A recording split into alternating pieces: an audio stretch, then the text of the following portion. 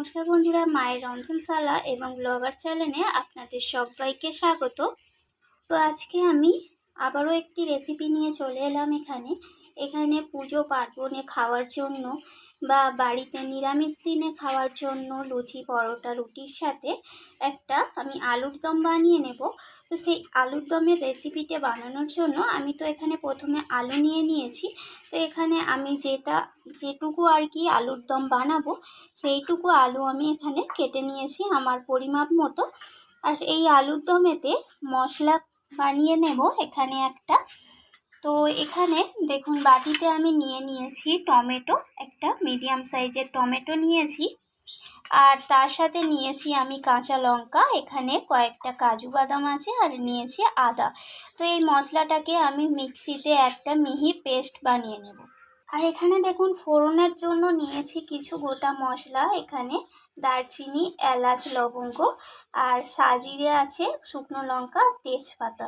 তো সাজিরেটা এখানে অবশ্যই দেবেন, তো দিলে তবে কিন্তু ফোড়নটাতে ভালো লাগবে।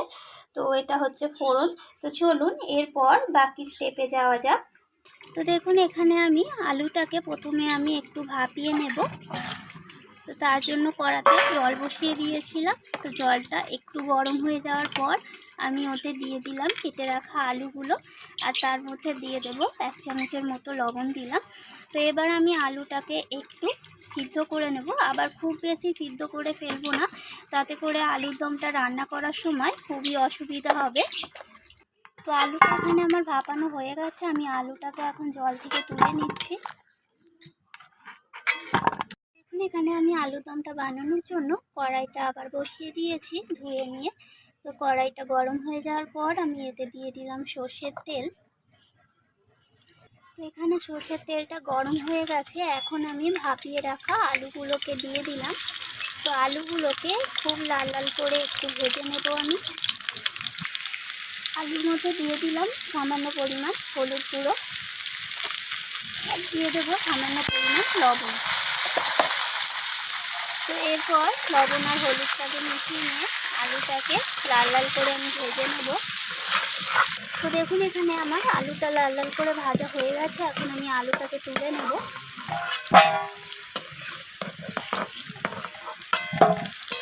তো আলুটা তুলে নেওয়ার পর যে বাকি তেল ছিল তার মধ্যেই আমি গোটা ফোড়নগুলো দিয়ে দিলাম।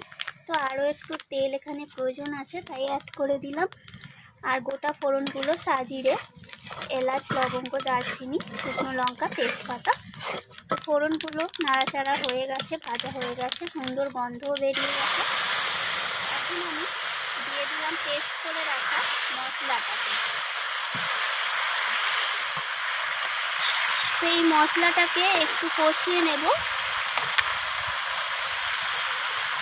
এরপর আমি এখানে দিয়ে দিলাম প্রয়োজন মতো হলুদ গুঁড়ো, আর দিয়ে দেবো এখানে লাল লঙ্কার গুঁড়ো, আর দিয়ে দেবো প্রয়োজন মতো জিরে গুঁড়ো। তো ঝালটা অবশ্যই নিজেদের স্বাদ অনুযায়ী দেবেন। তো মশলাটাকে একটু নাড়াচাড়া করে কষিয়ে নেব।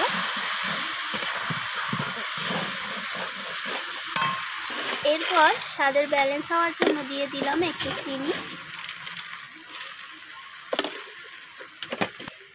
আর দিয়ে দেবো এখানে স্বাদ মতো লবণ।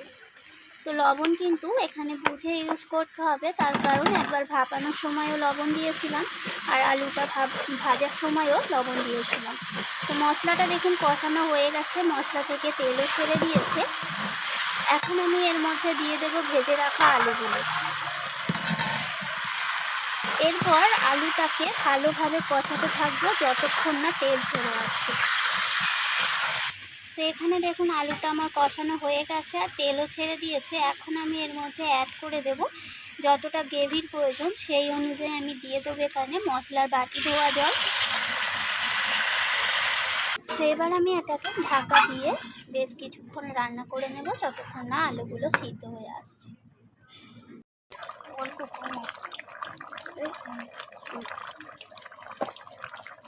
তো আলুটা সিদ্ধ হয়ে যাওয়ার পর এখানে আমি 1/2 চামচের মতো ঘি অ্যাড করে দিলাম।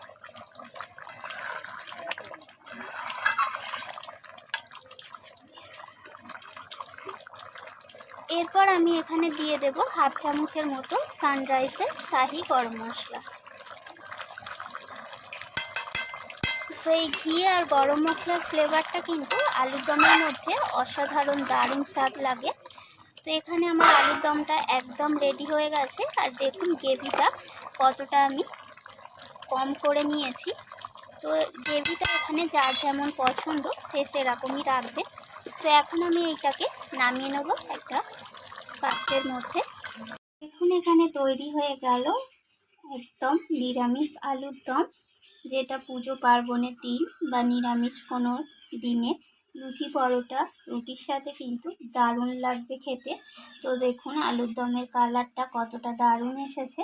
তো রেসিপিটি কেমন লাগলো অবশ্যই আমাকে জানাবেন। আর ভালো লাগলে লাইক শেয়ার করতে তো ভুলবেন না।